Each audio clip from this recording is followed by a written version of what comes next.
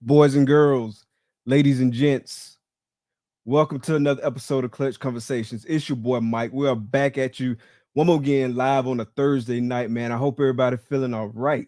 Yeah, I know I'm ready to get into this episode, but first and foremost, shout out to my lovely wife, Takara, the world famous TJ the DJ, holding us down in the comments, holding the team down. You know how we do. Y'all make sure y'all show her some love in the comments, but don't stop there. Do us a solid. Show the channel some love. Hit that like button. If you haven't already subscribed, definitely hit that subscribe button. And everybody, make sure you smash that notification bell so you can get notifications every time we drop a video. Shout out to the audio only game too, because it's not just video. Definitely shout out to the audio only game. For y'all that don't know, audio recordings of Clutch Conversations are available on all major podcasting platforms. So that's Apple Podcasts, Google Podcasts, Spotify, and more. So definitely go and check us out. If the audio only is your jam, tell your homies who the audio only is their jam to go check us out on there. And when you check us out on your favorite podcast platform, please follow, rate, and review. It really helps us out. We definitely appreciate the feedback. We definitely appreciate the support. Speaking of support, if you're involved in this reptile hobby in any shape, form, or fashion, make sure you're supporting US Art and US Art Florida. The links for both organizations are in the description of this video. If you're not a member, definitely go grab you a membership. There's strength in numbers. If you're able to donate, definitely donate what you can. Be sure to help spread the word about both these organizations that help us protect our rights as reptile keepers and protect this that we all love. It's the reason we all here. So definitely tell a friend, tell a friend, tell a friend, tell a friend, keep it going, spread the word. Definitely show US Art and US Art Florida some love. Want to show some love to some folks in the comments. So let's pull them up. Comments going crazy. So we got the homie Slithery Serpents in the building. What's good? What's good? 352 in the building. What's good, bro? Thanks for coming out. Moon over Miami, what's good? Thanks for coming out. The homie Kike, Bosa Balls in the building, the Sultan of Support. Thanks for coming out, fam. Big Eric, what's good, bro? Thanks for coming out. Matt Summers, Reptiles, thanks for coming out. The big homie Matt, Clutch Conversations alum. Unlimited Balls, thanks for coming out. What's good? What's good? Let's go. The big homie Keys, what's good? Keys in the building, Florida in the building. Going strong tonight. Appreciate the love, man. Y'all make sure y'all check out Hair Down Fridays tonight. And if you missed last night's episode of Balls and Things, man, you missed out. But definitely go check the replay. He had the homie MJ from Trap Talk on, and it was epic. So make sure you go check that out. Frankenstein Morse, what's good? Thanks for coming out. See who else we got. The big homie Derek, what's good? The Black Jerry Springer has entered the chat. Where you wildin'? What's good, bro? Thanks for coming out. Appreciate the support. Y'all make sure y'all check out Derek too, man. Y'all go show him some love. Big Reptile Talk. Jen Kendra, we got fam in the building. What's good? Darren, what's good? Thanks for coming out. Sloan's Morse. See who else we got. Jolly, what's good? What's good? Snakes for the memories. Thanks for coming out. Leviathan, thanks for coming out. Appreciate the support. See who else we got. Elias, Creative Reptiles, what's good? Thanks for coming out. See who else we got. Lizard Morse, another alarm. What's good, Luke? Thanks for coming out. Cuddle Time Critters, what's good? Thanks for coming out. Beast Morse in the building, what's good? Thanks for coming out.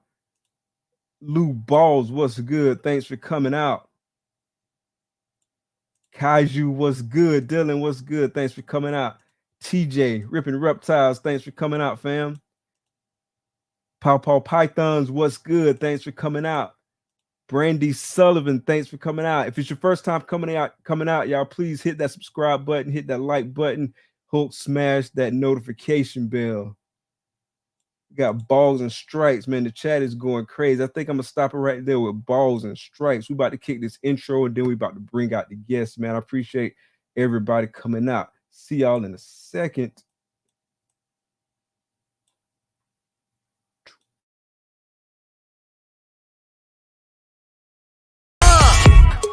Baby, won't you listen to me? I got that flavor, I know you're dying to feed. I ain't no dancer, just got some hip in my feet. Now throw your hands up.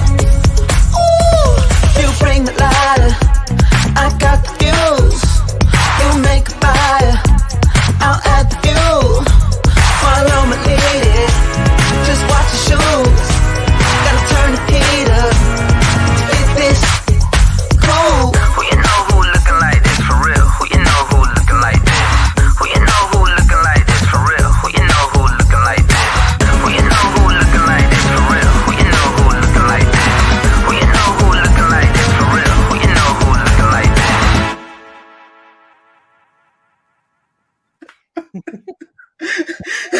Oh my gosh, my stomach hurts.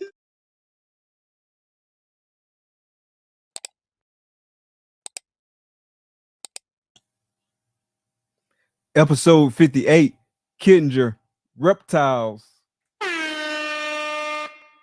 What's good, bro? How's it going? Good, man. How you doing?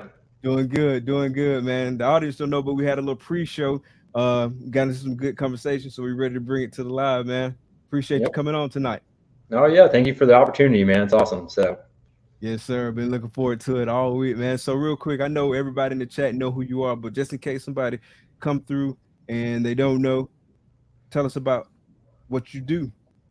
Well, I'm Jason, right? Kendra Reptiles. Been working with snakes for about a little over 20 years now. Different things. Right now, we do mostly ball pythons, some boa constrictors. So focus mostly on.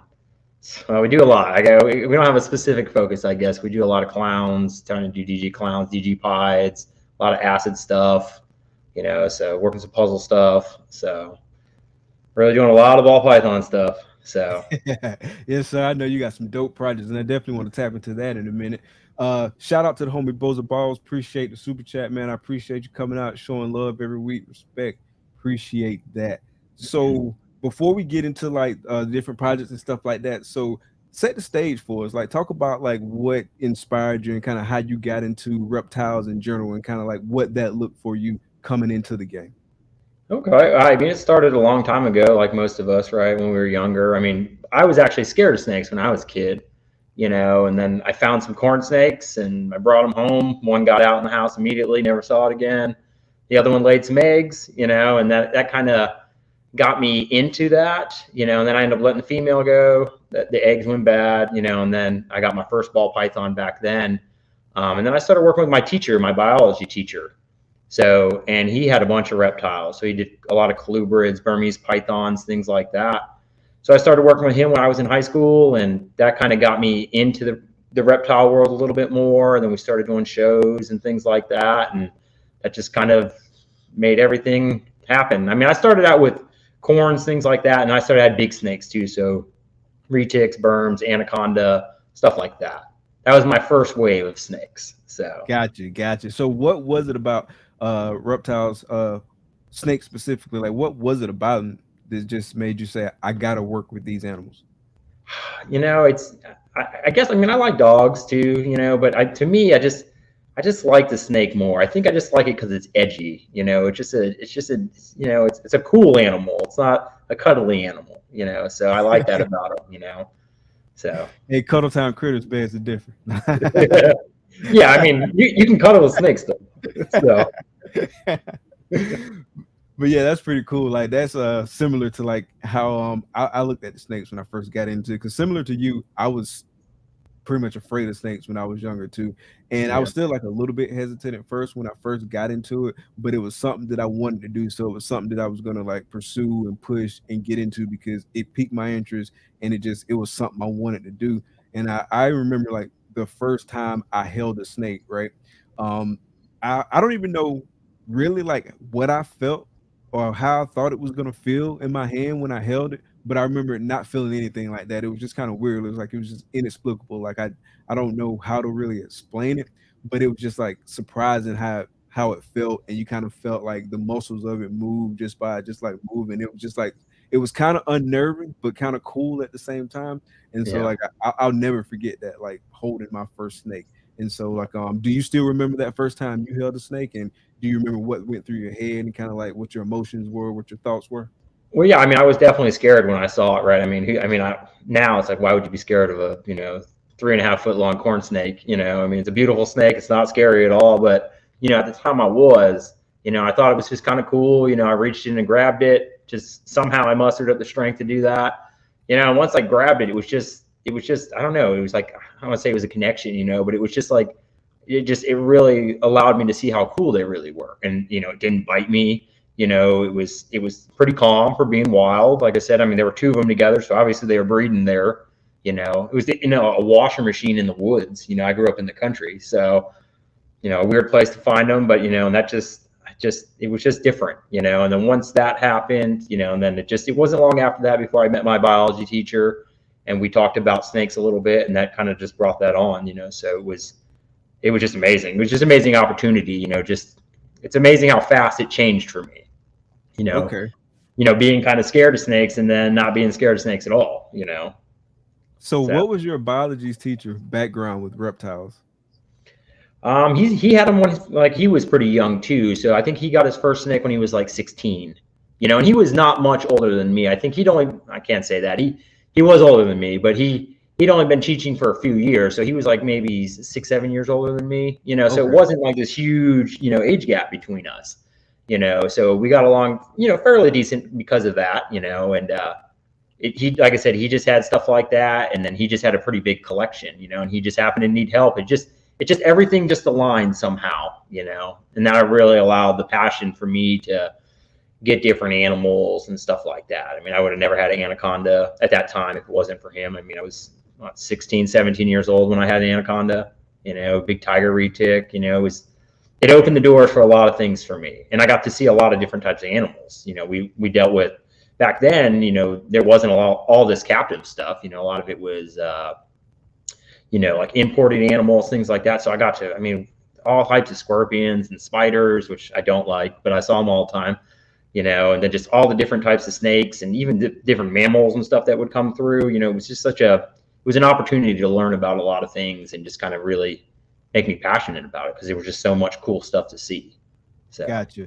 And so in terms of like your learning about the animals, was it primarily through like early on, was it primarily through your experiences like working with your teacher, or did you have like another like platform or medium that you kind of gained knowledge from? Yeah, it was mostly from him. He knew a lot about animals already, because he'd had them for a long time, so it was just, I learned a lot from him. That set the foundation for most of my reptile career, as far as knowing kind of how to take care of a lot of things, generally take care of them. Obviously, as I've gotten to other things and other species, you learn how to dial in things a lot more and get things, completely, right, so, and some of the stuff we learned back then, about the way we fed animals, we don't do that anymore. Back then it was like, oh, let's get a Burmese python as big as you possibly can, as fast as you can. Now you don't do that anymore. Right. That's not healthy. So, but like I said, it built a lot of foundation for me, as far as that. So. Okay. That's what's up.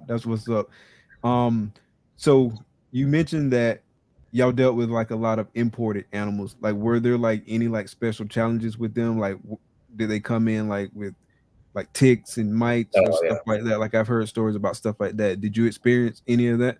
Oh yeah, I mean, you do get adult ball pythons back then, and they would just be covered with ticks.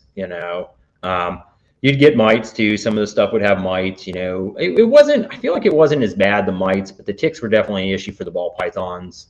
I didn't really notice the mites on a lot of the other things, but if we would get stuff like that. We would try to treat things and things like that, just to, especially if we were going to try to sell something, so make sure everything was as healthy as possible. We try to get things eaten and stuff like that, but Gotcha. it was a different game back then. It's like, it's so, I don't want to say like prestigious now, right? Everybody's doing like the best. Everybody's making sure everything is like perfect now. Back then it wasn't like that. It was just kind of like, it's just different, Everybody was excited to buy a wild caught ball python because that's really all there was. So, right. You did have the albinos. I think albinos, pieds, and there might have been something else out at the time. There wasn't much though.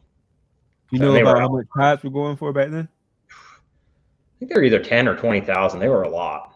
So they were a lot. Like when I'm thinking this ball python, you get a normal ball python adult for $35. Like these are way too expensive. This doesn't make any sense. You can buy anaconda for $100. It's like the prices of things were just different. Like I see things now. Like I like green tree pythons. I've bred those for a little while. You used to be able to buy green tree pythons. From the import or whatever, they'd be $150. It's like you can't touch one now. They're all $800 for imports. I mean, they're so expensive now. And it's like, I don't even want to mess with the import stuff anymore. So, especially now that I got all the ball pythons, I'm not putting that stuff in there. So, yeah, 100%. So, 100%. And you got some solid investments, and you definitely don't want to risk that. Yeah. So, speaking of the business and investments, so at what point did it kind of click and you were like, hey, I want to do this as a business? Talk about like when that happened and what kind of led to that. That I did that pretty early on. When I was in high school, we had to do a senior project, just on, kind of like something that you want to do when you get out of school, a business, something you want to get into. I did my senior project on becoming a professional snake breeder. That's what I did it on, and I came in, I did a display, I brought the anaconda in, I talked about it, did stuff like that. So when I was 18, that was something I wanted to do. I knew I wasn't going to go to college, not that I wasn't smart enough. It just didn't appeal to me. Like we talked about a little earlier, I'm good with my hands, construction stuff. That was kind of my thing that I did, so back then that's when I kind of wanted to make that decision and do it professionally or full time. So it took me a long time to get there though.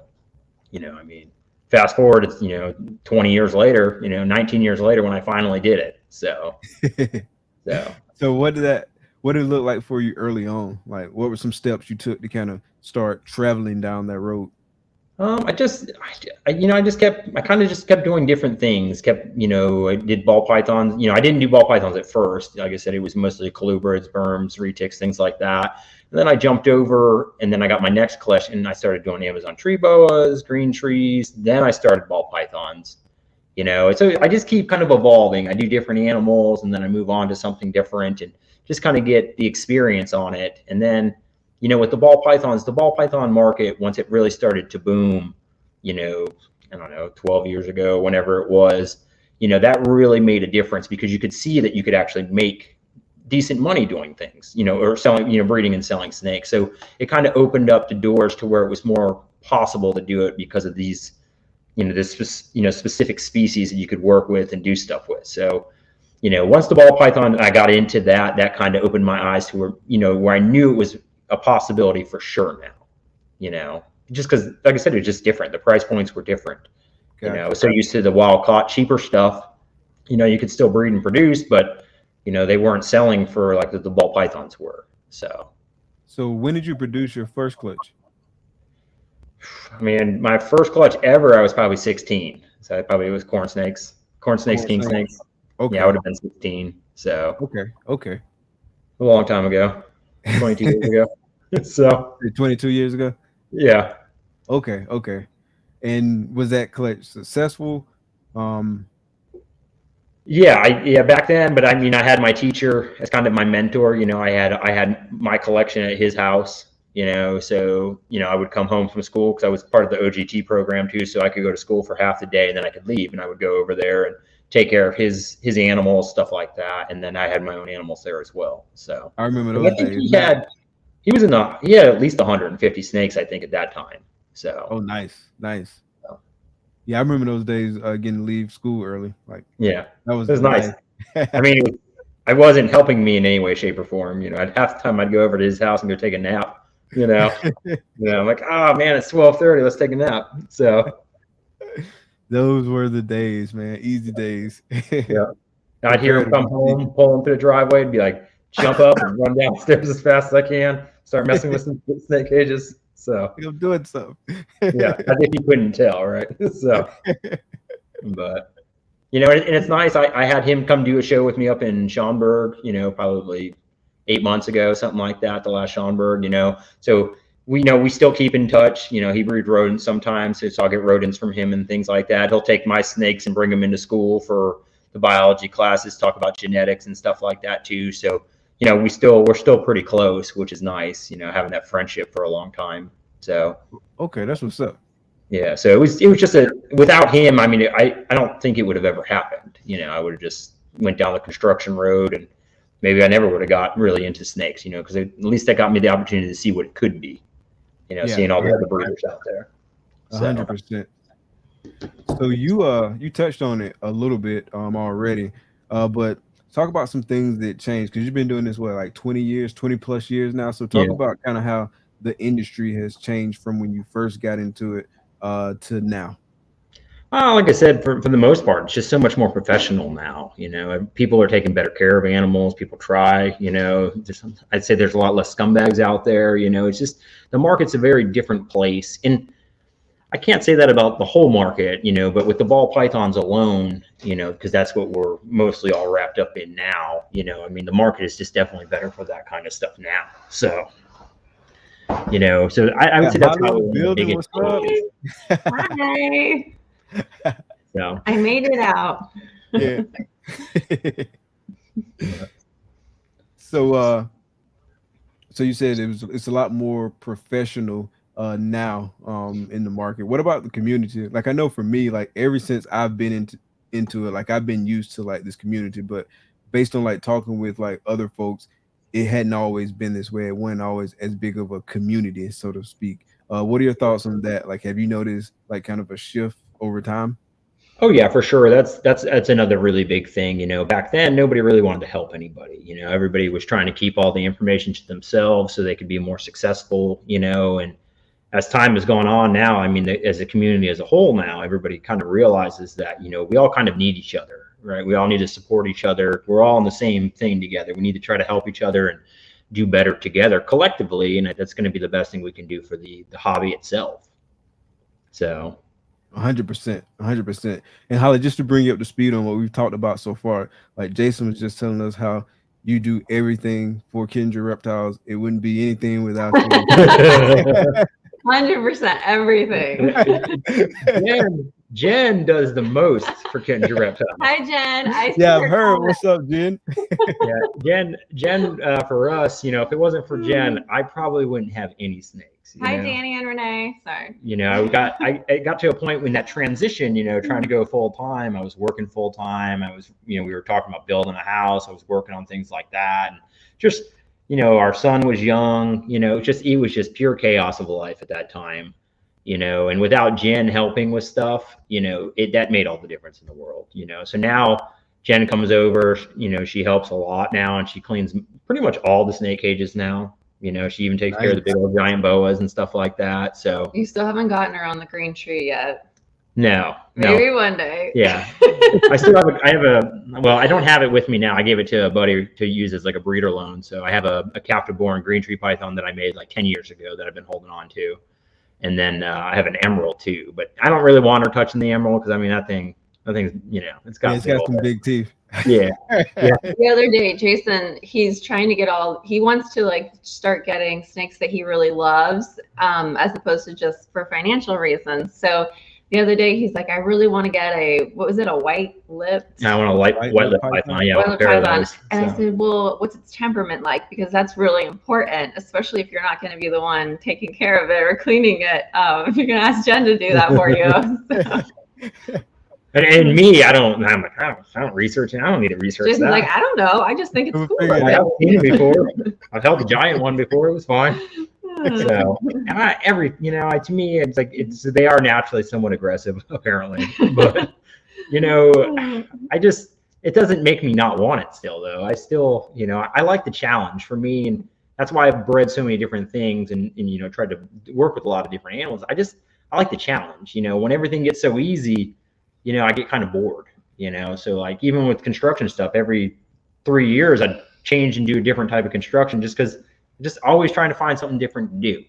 You know, that's why I did the green trees, because they were so hard to breed back then. I'm like, we'll give it a shot. And it took years to get babies, you know, successfully. So, you know, I like that challenge. And when I decided to do the snakes full time and have this as my business, you know, I always imagined that I would have all types of animals, not just ball pythons and boas. I would have just tons of stuff, things that I like, you know, and we just get so, you know, like tunnel vision on the ball pythons because that's what we're really good at, you know, that I don't have all these cool passion animals anymore, you know, and that's kind of what keeps it, you know, the passion alive too, you know. And so it's like now it's like I'm ready to go back in and get some of these cool animals and just kind of, you know, kind of start over, have like a special project room or something and get back into the green trees and try to breed the emeralds, you know, and just get all these crazy pythons and stuff. So you see his comment, That right? makes sense. Comment. He says he sold his because he was insane. I remember seeing Matt drop a video with his white lip. So, I mean, you know, I see people hold them sometimes. You know, the best is when you see a picture of somebody trying to sell one and they got it right behind the neck, you know, and you can tell they're hanging on to it. I'm like, that's the one I want right there. That 7-footer right there. Yeah. So, Yeah, I think Dre, he used to be DW Exotics, but now he rebranded as the Snake God. He dropped a video about white lips. I haven't had a chance to watch it yet, but I saw him like posting about it. So I think he's got at least one, probably one white lip, if I'm not mistaken. But I have to check out that video though. But he dropped a video recently. And I'm more interested in the northern white lip. I see Matt writing about that. The southerns are cool. The northerns look amazing though. You know, So where are they local to? Like what?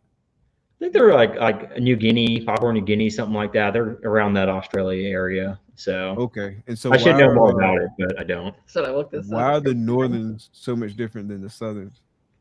That I don't know. I'm assuming I don't know why their temperaments are different, and the southerns can get bigger too, from what I've seen. I think they can get like 9 feet or something like that. On that little tiny bit of research I've done after Holly asked if how they were. So I need to know some information before we start getting all random things. yeah, So. even like I was looking at something. I'm like, you know, the scrub pythons are pretty cool. And I'm looking at those, and my buddy's like, I'm pretty sure that's like the biggest snake they have over there. They're like 20 something feet or something like that. I go, okay, we can't have that one. They're not going to allow that in Florida for sure. So, but at least I didn't go out and buy stuff, I guess. So, Almost. the white lips, I was so close. So, and I've heard getting the captive ones are supposed to be a little better too. So, The captive That's bred what he ones. wanted. He was I mean, looking that would make sense. yeah. Well, you know, and the thing with the wild caught one, or at least the bigger ones, right? You're seeing these larger animals. You can see what they actually look like because they vary a lot, you know. And this one that we were looking at online, which is absolutely beautiful, you know, because I like it with the back still a little dark and the sides are real bright, and they got just that real black head. You know, that's what I want it to look like, you know. And when you look at the babies, they're like just these like kind of grayish brown looking little nothings. I'm like, oh, they don't look so good, you know. So I'm always wondering what they're going to color up as. You know, it's like buying a baby green tree. You know, you don't know what you're going to get until that thing's, you know, 3-5 years old. So Yeah. I've seen some beautiful like adult green tree pythons. Some of them, like I see like the yellow ones and the red ones. Like I wish, like, do any of them? None of them stay red or yellow like as an adult, do they? Or are they? No. Yeah, that's usually within like the first. I mean, they can start color changing early. Usually it doesn't happen until like 9 months to a year they start. But I mean, I've had some of the babies that I made would start to color change within like 6 months. You know, they would start pulling the greens in pretty quickly. So, but it takes, you know, a lot of times it can take years before they're fully changed out in color, you know, because they used to have like a Canary Island version and they were yellow and they stayed yellow. But after like 5 years, they would turn green, you know. Gotcha. So, you know, I wonder about the designer stuff that's out there too, because there's so much of it. I've never really seen one that's old, you know, but there's a lot of really nice stuff out there now. You know, some of the blue line things, like this line bred stuff, or do they have like morphs, like in the way I would think about a ball python morph? I think it's just more line bred. There's not necessarily a morph. Like they have localities, you know, different localities, like where they're found over there. You and somehow they're finding ones that have more blue than others, and I guess they're just breeding them back to one another and just making, stronger blue animals. Because when you go out there and look at some like just actual blue-green tree pythons that aren't like a hormonal, I mean, they're crazy looking. So I was looking at them the other day. I'm like, where do you find these? And I wonder how much they cost too. They're probably like $10,000. So yeah, I seen a picture of one somewhere online somewhere, and I don't know if it was like a doctored up photo, but it was like kind of like alternating like green and blue. It almost looked like pixelated, kind of like the way the scales were kind of like alternating like with the greens and the blues and whatnot. It was pretty dope though. And that's how they'll color change too, like sometimes that like the green, they'll get like almost like black speckles and like, and the green speckles, and they'll get all these like weird like peppering all over them. And then as they keep shedding and aging, that, a lot of that craziness starts to disappear, unless you're into these designer ones, which apparently seem to be holding that. I mean, I saw some beautiful blue ones the other day. So. Oh, nice. So, because I had a big female Aru, but she was a hormonal blue, so after she started the cycle, she would turn blue. And then they would always turn a little, they'd go back to green, but not as much, and after her 3rd year of cycling, and that's when I finally got the eggs, she was baby blue, and she stayed baby blue, after that. So she was always just amazing to look at. So she was really pretty. So I had her for at least 10 years. Yeah. So. And so you mentioned boas earlier too. What boas you got? Like what kind? Like are you? I do a lot of Central American stuff. I've downsized quite a bit because the boas take up a lot of space. So I like leopards. One of the main things I focus around. So I'll do a lot of I do like call albino leopards. I'm working like Central American T-pause leopards now. I'm trying to do some VPI T-pause leopards. And then I work on some of the Red Dragon project, which is the albino bloods with the call line, and I have some Argentine boas now. So nice. So, are you pretty successful with like your boa litters, or is it hit or miss? Yeah, I'm definitely not as good at that. It took me a while to figure that out too. With the boas, I'm terrible because I do everything the hard way, right? I don't research a lot. I just kind of go through the motions and see why it's not, and it doesn't work, and I change something, so, and get little bits of information here and there. So it took me a little while to figure it out, but now I'm consistent with getting litters every year. But my biggest problem is I never have enough males. I'm always trying to breed 1 male to 3 females, and in the boa world that just doesn't work. That's if you can breed 2 females, you're doing good. But it's really a 1-to-1 ratio. So, gotcha. And I only have. I didn't know that at first either. And I didn't. I picked up some boas like early on in snake keeping with the intention of maybe breeding one day, and I picked them up kind of like with a ball python strategy, and I figured that out the hard way. That's not the strategy you should have. Well, and that's how I bred them too, just like ball pythons. I'd pair them and I'd take the male out for a week. I'd put them back in, I'd take them out for a couple of weeks, put them back, and I was just getting slugs left and right. It just was terrible, and then I was talking to Tom Burke, and he's like, "Oh, you got to leave those things in there, man. He's like, you got to leave them in there. And like, if you think she's ovulated, you leave her in there, you leave them in there a little longer, just to make sure, because it's all about timing for them. If that male's not in there at the right time, that litter's gone, Gotcha. So it took me. What species did y'all have? Like, what's your favorite?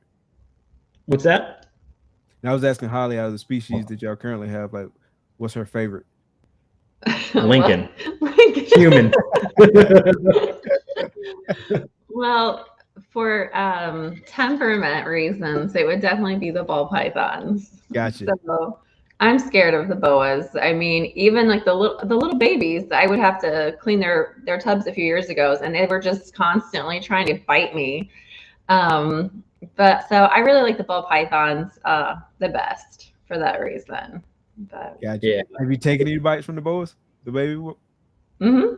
Yeah. It's hard not to when they're babies, boy. They're little firecrackers. Even though I know it doesn't hurt, it's just the thought and knowing that it's probably going to happen, more than anything. Yeah.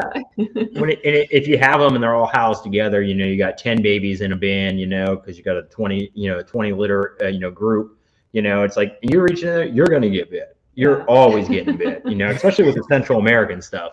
They're just naturally a little nippy as babies. It takes them a couple months to really start calming down a lot of times. So, the Colombian stuff's great. You make some awesome albinos, and it's like they're perfectly fine. Yeah, Right from the they're- get-go. Yeah, so easy. I'm like, these are so calm and tame compared to some of the other ones. They're just so laid back. Yeah. That's what I like. Is it because they're like deeper, like in terms of like generations and being captive bred? You think that plays a role in it? I think that's part of it. I don't know if it's a size thing. Like the Central American boa babies are a lot smaller than the Colombian babies too. Okay, The so they Colombians gotta can be be almost twice the size. So maybe in the wild they don't have to be as aggressive. Where the Central Americans do. I'm not really sure what makes them that way, but a lot of that Central American dwarf stuff is definitely, they got attitudes. So Gotcha. I've been bitten by 2 boas, and obviously been bitten by ball pythons, but like boas, and I've been bitten by carpet pythons too. Well, 1 carpet python, but pound for pound, like the boa bites was like the hardest. Like it wasn't anything like crazy where I was just like, oh man, I'm not gonna make it. Take me to the hospital. But pound for pound, like I felt that one like the most, the boa bite. It was pretty decent. they're a lot stronger than a ball python. Like, and they do it. They have conviction when they do it. They're not just like biting like a ball python. They're just hammering something. Like I watch the big Argentine. She'll grab a rat, and I mean, she'll just try to go right through the rat, through the cage. I mean, she's just grabbing as hard as she possibly can. It's impressive. It's like, you don't want to get bit by that snake. Like I've thankfully never been bit by her, because she's real food aggressive, but she's got power to her. Yeah, she's a they're big pretty snake strong. anyway. They're pretty strong. Like even like with just getting them wrapped around your arm and you want them to like putting them down or something like that, and they hold on pretty tight. So yeah, way stronger than ball pythons. So Jaffe got a question. He said, would you get a designer GTP or would you prefer a pure local? For me, I really like the Arus. The Aru and the Saran are my 2 favorite of just like the regular like locale stuff. The designer stuff is nice because it's so different. Like some of the things out there are just incredible. I would like to have both because I think it's hard. Like the other ones are like really fancy. It's like looking at a crazy ball python morph, right? Where the natural version of the Saran and the Aru are just really pretty on their own. They don't need anything else. So I would want both, because I like that real natural look, and then, obviously the designer stuff is just going to be something that's just really wild looking. So, so I would want both, I'm looking at both at the moment, I'd like to get maybe, 10 or 12. So. But. Gotcha. Okay. That's what's up. So what do you think are some important characteristics that folks who get into this, like for breeding and doing this as a business, what do you think are some important characteristics that they should have to be successful? You definitely got to be professional nowadays for sure. You got to look the part. You really got to be the part, right? You can even faking it, you're not only gonna get you so far. So I would say that's probably the biggest thing. Definitely make sure you take care of your animals. Be selective about what you buy. When I first got in, I bought anything I could afford. It didn't matter if it was a good example or not. I just wanted the genes in the collection so I could work with them. And I found out pretty quick that didn't get you very far. If you're buying not great examples, that's what you make. You might make some good ones too, but you're predominantly making the ones that aren't great. So definitely picking and choosing what you get definitely is a big thing, to build a collection. And, and then you got to obviously work with what you got as far as financially. Some people can't go out and buy a bunch of $10,000 snakes. I sure couldn't. Mm-hmm. So working from the bottom up is not a bad thing. Getting experience, that's a good thing too. You get these people that buy these $10,000 snakes and they don't even know what they're making because they've never made anything. So, if you start from the bottom and you work your way up, you're doing it the hard way. If you make it to the top, you worked hard and you deserve to get there. So I like that approach. And people can buy expensive snakes. They just might have to go into debt to do it, and that's not the route we wanted to take. Yeah, we didn't. But that was a long time ago too, so it was a little bit different back then. But it's a risk, and I definitely wasn't encouraging of taking a risk with an animal that could die, and then you have all this money that you owe on something that you can't recoup your investment on necessarily. So it's definitely a risky investment. It can be. Oh yeah, animals are just like people. Anything can happen to them, and they could just, it could be a perfectly healthy animal and die tomorrow. It's like you just never know. Have y'all lost like any really high investment animals? Only a few days ago it happened. So, oh, wow. it was a male that I've had for a while, and it's probably my fault. I bred this male hard, for the last couple of years, and he, the first season he ate the whole entire breeding season. He did fantastic. The second year he made it about halfway through season and then stopped eating. Right. So then it took me a while to get him going again, getting him on food. He started getting everything going. Well, it was time to start pairing again. Immediate went off food, and then within like a month, like he looked perfectly fine. Then all of a sudden, boom, open the cage, dead. So, Dang. but looked perfectly fine. He still had good body weight. It's not like he was like, half his body weight. I mean, he was still, 1,400 gram male, so that's probably one of the biggest snakes of value-wide snakes that I lost. So, And that's just what you How many see. girls was he seeing? Just like about 10 each year. So, Okay. and I don't breed like a lot of people too. I breed hard, so like I'll ultrasound just a little bit, but for the most part, I'll put a male in with a female every week, and that male will, if he's breeding 10 females, he might see each female 8 times, so he's just putting in work and work and work. Now that I have an ultrasound, I try not to do that as much, even though I've had an ultrasound for 2 years. So I still obviously did it, but, I was just so used to him being so bulletproof, I mean, and maybe it had nothing to do with any of these things, but I think it probably did. Gotcha. If he was a lot skinnier and stuff like that, I would have been, I don't know, I wouldn't have been as surprised, but he was, he still looked fantastic. So. Gotcha. Like that's what I worry about. Like obviously being new and like I don't know like I always question everything, right? Like I'm always wondering if I'm like about to misstep or do something wrong. And like I had a couple of my males go off for food this year and like they've been off for probably like almost a month now, maybe a little bit longer, as a matter of fact. And so like I wonder if I should like keep breeding them because they're not seeing like a bunch of girls. Like each one of them is seeing like no more than like 2, maybe 3 girls tops, and that's the older one that's seeing the 3. The other one is like their first year, and it's really technically the oldest one. It's technically his second year breeding, but he only saw like 1 girl last year because he was like just getting up to size towards the end of the year. And so like I worry about like continuing to breed them when they're not eating. Fortunately, one of them ate last night. I just like out of the blue decided to try to get him to eat, and he ate. The other one didn't. The other 2 didn't eat. So I just wonder about that. Like I don't know. Yeah. I mean, in a month to me is not bad. You get 3-4 months in without eating. Yeah, I mean, you got to do something. You got to definitely change something up. Like from what I've heard, some people are trying to do now. They're taking those males after they breed with the female. They'll take them out and they'll actually wash them off and get them all cleaned up, get the scent of the female off of the male before they put him back in his cage. And a lot of people seem to be having some success with that too. As far as getting them to eat, almost immediately then at that point. And then depending on the male, right? If I need a male, to try to really make something key, that right female's ready and I need him to keep pushing, I'll try to push that male, but like I said, once you get into months of not eating, then it's like, you gotta really pick and choose at that point. It's just better to save that male and get that male going again, because sometimes, sometimes it can take a couple months after they see a female to get them to go again. But nowadays I try to change up things. I'll clean the cages, I'll move them, I'll do something. I'll put them inside in the quarantine rack or something just to give them something different to see if I can. That's what I was debating doing, like moving them into another rack that's not even in the same room, so they can like not be around the girls. Because I got room in another rack to store 5 males. Yeah. And so I could just use that for like my breeders that I got going right now, or at least the ones that's off food. So I thought about doing that. So I might try that and just kind of get them out there. But that's a good idea too about like washing them and getting the females sent off of them just completely and seeing if I can get them going like that. So I'm gonna try that. And I know a lot of people, they'll change prey items too, instead of doing, if they're constantly eating rats, if they stop eating rats during season, they'll start feeding them mice or ASF.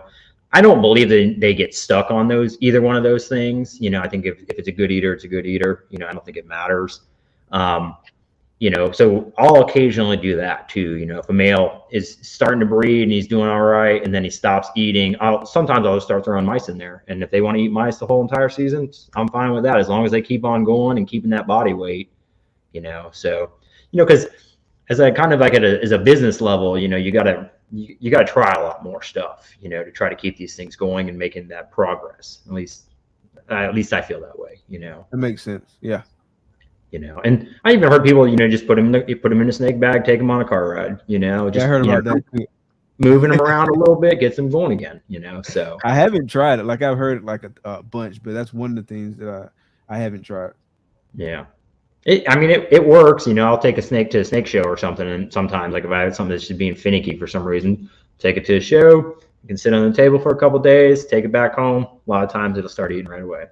Oh, nice. Yeah. So all these little tricks definitely can help. Yeah. So I definitely want to get those guys back on food because like I said, I've been a nervous wreck because like a lot of this is new to me. All of it is new to me technically. Yeah. So like I'm more risk averse, and I don't want to push them too far because I'm terrible about it. Oh yeah, for sure. It's I saw Darren was asking there, so it was probably doesn't want to say it was brutal. It was. So it was one of my big investments that I bought a couple years ago too. So it was my black acid clown. Man. So I had some pretty big plans for him again this year. Trying to do some different stuff, and it was a real drag. So. But then we try to use all of these things as learning opportunities to say, okay, well, if this is the reason why you think it happened, then there won't be an approach that we take again in the future to kind of guide the actions that we take. Yeah. So, which isn't typical anyways. I think there's just certain males that get paired more than others, and it's always the most expensive ones. Yeah. So, trying to recoup an investment or stay ahead on a project, because now everything out there, it's so tough out there trying to be competitive and try to, lead in a project.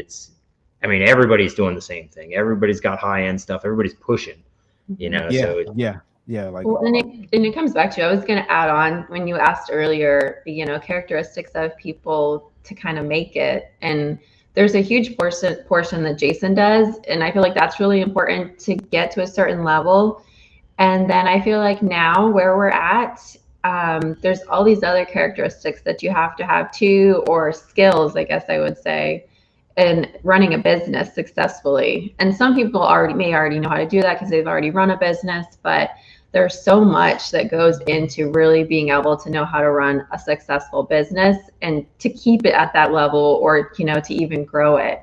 So I feel like that's kind of the stage that we're at, because Jason pretty much knows how to do all of the breeding and the husbandry and all of those things.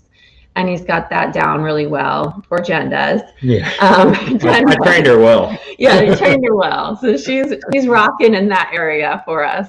So now it's just all the other areas, like the marketing and the sales and the customer service and the doing stuff like this and the shows and and the bookkeeping and the accounting and the taxes and the expenses. Like there's just so many things that, you might not think of right away, but are really, really important as well. Yeah. So it's definitely the next step. In some of those areas. I'm sorry? I say it's definitely the next step. The business side is definitely the next step. Learning how to do it is important, breeding and all that stuff. But if you can't do the rest of it, then you're really going to have a problem. As far as keeping yourself out of debt, because we all know, right? You buy one snake, you buy 10 snakes, you got 40 snakes. Next thing you got 150 snakes. You got 500 snakes. You don't know what you're doing anymore. So you're eating ramen noodles, so your snakes can eat nice, healthy, beautiful rats. So. And it's definitely a team process. I don't see how one person could do all of the aspects of running a business themselves. And I'm sure there are people that do it, but without getting burnt out. And that is definitely something that Jason went through. Yep. And we went through the hard way. But fortunately, Jen kind of helped us get through it. But you definitely at a certain point have to realize that you can't do it all yourself. And if you want to be able to go to the next level, figuring out people you can bring in or a person to help you be able to then do all these other things that need your time. And we really now, we really value work-life balance, and we don't want to just be hustling and hustling and hustling every single day. And we're in a spot right now where we don't have to do that. Jason did that, and it was crazy for many, many, many years. And it was just too much. Yeah, you work all day, you work all night. You know, I had a full-time job. I traveled for construction. You know, sometimes I'd be out of town for days, and then you come home, you got to take care of 250 snakes. You know, and when we decided to go full-time, it was like right around my son. Holly was pregnant at the time. You know, our son's 5 now. You know, so we decided, and I started holding back more. I started buying more, you know, to gear up for that transition. Right. Well, then we didn't transition right away. It took a while. So then we had this big collection, you know, that we were maintaining and taking care of while I was still working and being out of town and other things like that. So I definitely got really burnt out. It was rough. It was really rough. Yeah. So. Very, were very you hard. considering getting out, like when you were getting burnt out, or were you just kind of thinking of a different way to make it work, and that's kind of how y'all ended up bringing Jen on? I was definitely thinking about getting out. You know, it's like, but it was one of those things, and you know, even when I have the moment where it's just like, okay, things just aren't working, this is just too stressful, you know, I want out, but it's like, then I always think about it. I'm like, you know how much I'm putting in so much time, I put in so much effort and all that just to sell out now. It's like, well, then why did I struggle for all these years? You know, so I mean, knowing that I did all the hard work, that keeps me kind of pushing, you know, but now I know my limits more too. Like, I don't want to be out there working a million hours out in the snake room and then doing other things and stuff like that. I mean, the way that we have it set up now is so much better for my mental health. You know, I think Holly's mental health, everybody's, you know, we all got a job, we all take care of our part of the job, and it just makes everything flow well, you know. I mean, I'm sure we can still fix some things, make things better. There's plenty of room for improvement still. Holly's been slacking hard on totally. I mean, so talk about that strategy. If you don't post on social media, that's because I'm slacking. So if your email doesn't get answered in 10 minutes, Holly's fault. Yeah. Okay. I'm like, Jason, I have a question, but you're not here. Like, you're gone doing stuff. That's why I'm not posting something if I don't think I'm writing the right thing. So are people like messaging you, calling you like bro and stuff because they think it's Jason? All the time. Yeah. All the time. I'm like, hey. Even though Holly will even sign her name, you know, thanks Holly, you know, and then the next time you say, hey Jason, hey buddy, hey bro, you know, it's like, you know, they're not paying attention to that. So it's okay. I'm used to it. Yeah, and I apologize if I did it early on too. I don't know if I did it or not. I probably didn't. Okay. Okay. At the beginning, I started trying to answer like Jason and sound like him, and then I just was like, "This isn't gonna work. I'm just gonna be myself." So, and everybody knows who they're talking to then. If there's emojis, I definitely didn't type it. You know. Yeah. If you can read it, it's actually complete sentence. I probably didn't write it. That's grammatically correct. That's hilarious. So talk about some of y'all strategies in those other areas of business that you talked about, like your sales, customer service, things of that nature. Like, for example, I saw y'all had like 106 positive customer ratings on more markets. So y'all must be doing something right, or at least Holly's doing something right. Yeah.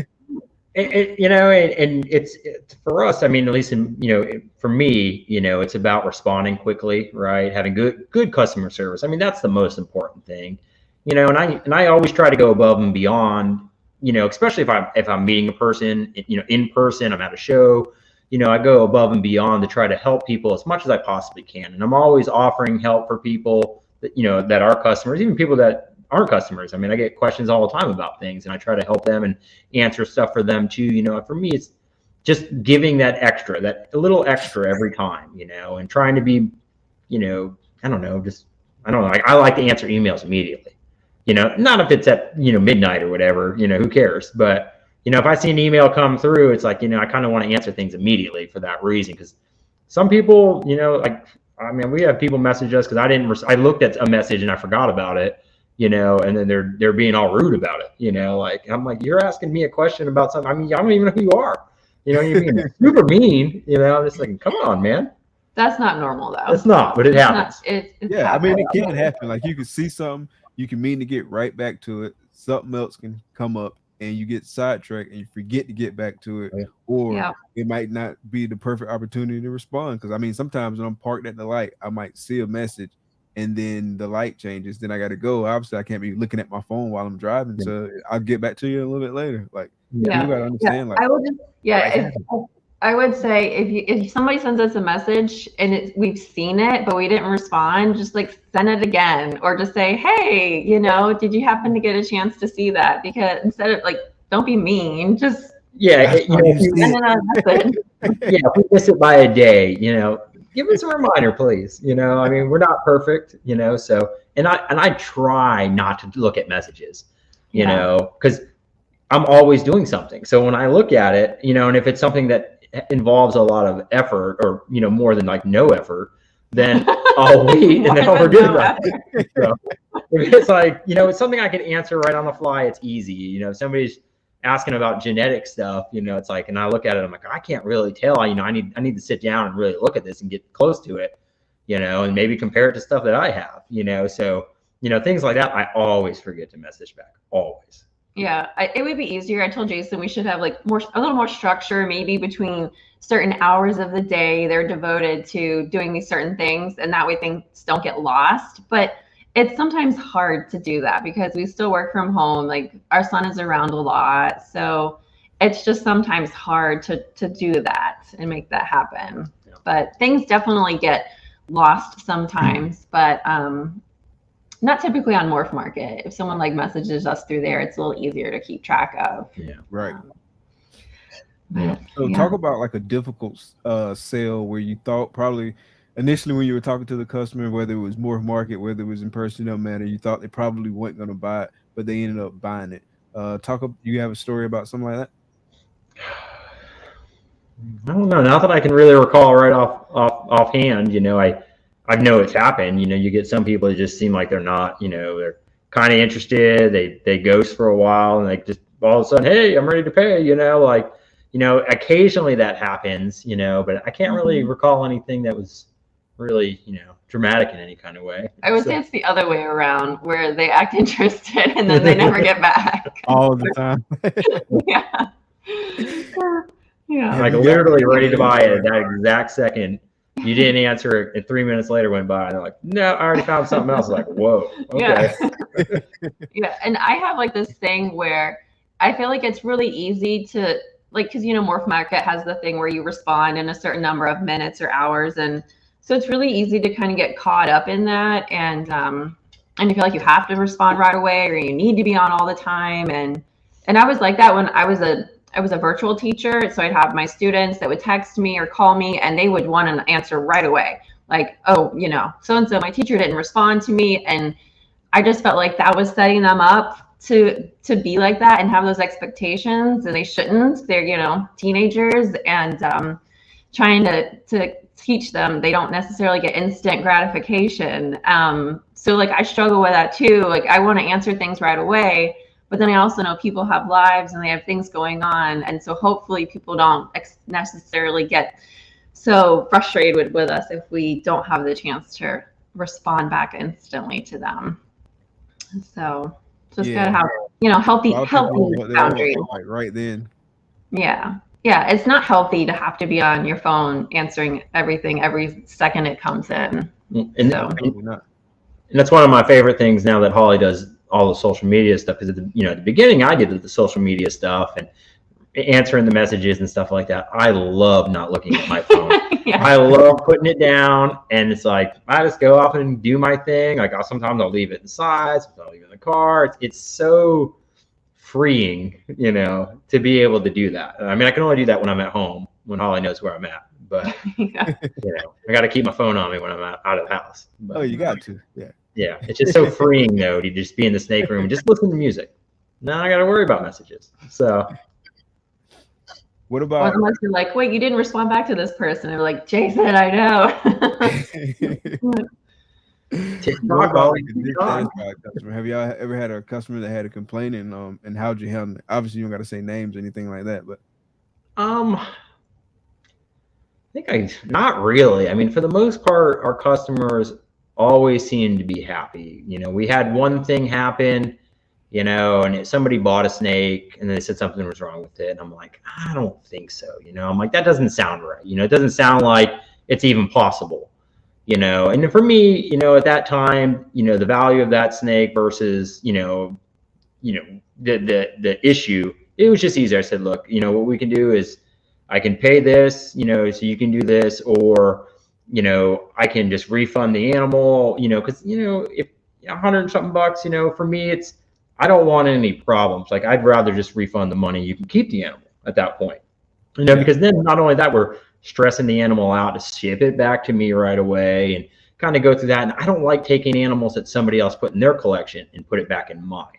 I try not to do that ever anymore, because even if somebody has an animal for 1 or 2 days, I mean, you could easily bring back some mites. I've heard people have it happen to them all the time. And, we've been really fortunate. We haven't had an issue like that, but now we're cautious of it, so I try not to take animals back. I try to do refunds and things like that. But for the most part, we really haven't had any problems, at least on our end. I've had dealings with people that sucked.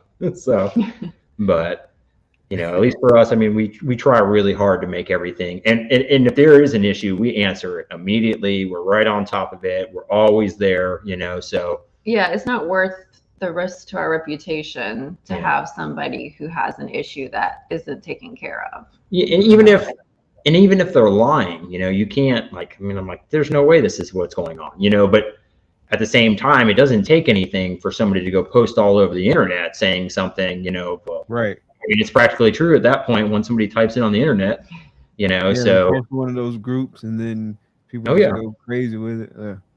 Yeah, so I mean, we've been really fortunate. I mean, I would say fortunate, but I think a lot of it, is because the way we handle our business and what we do. So, we're definitely not selling snakes that don't eat.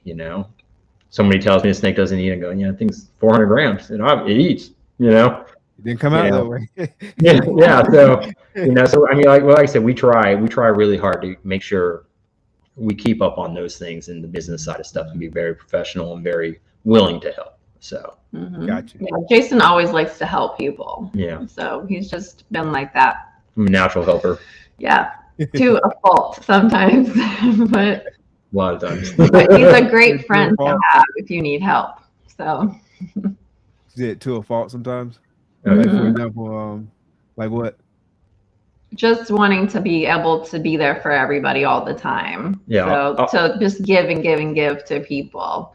And not as much anymore because you can't afford to because of us having our own son and everything now. But before that, more so, just really enjoying helping people and giving a lot of himself. Yeah, sacrifice a lot of my time to help somebody and go above and beyond and put myself in a situation because I'm trying to help so much, where I'm not getting my stuff done because, I know this person needs my help, and I can actually help them. I can save them money or whatever it is. Like, we go back to the construction world, so even with snake stuff, I try to help people any way I can as well. So it's just, I like to be that way. I like to be that person, so.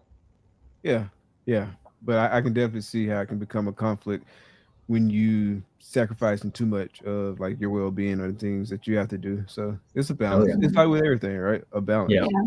Well, and now that I'm getting older, right, you learn more about yourself. You can't do what you used to do. You can't put yourself out there as much like that anymore. So I try to do the most I can with the time I got. So,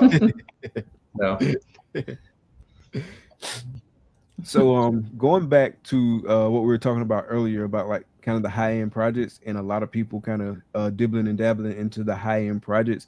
I know like right now, like where we're currently at, like most of like what's available is like stuff that are kind of like on the lower end. And when I say lower end, I mean like financial in terms of like the price and whatnot. And so once you start getting to like the higher end stuff, there's less and less stuff available.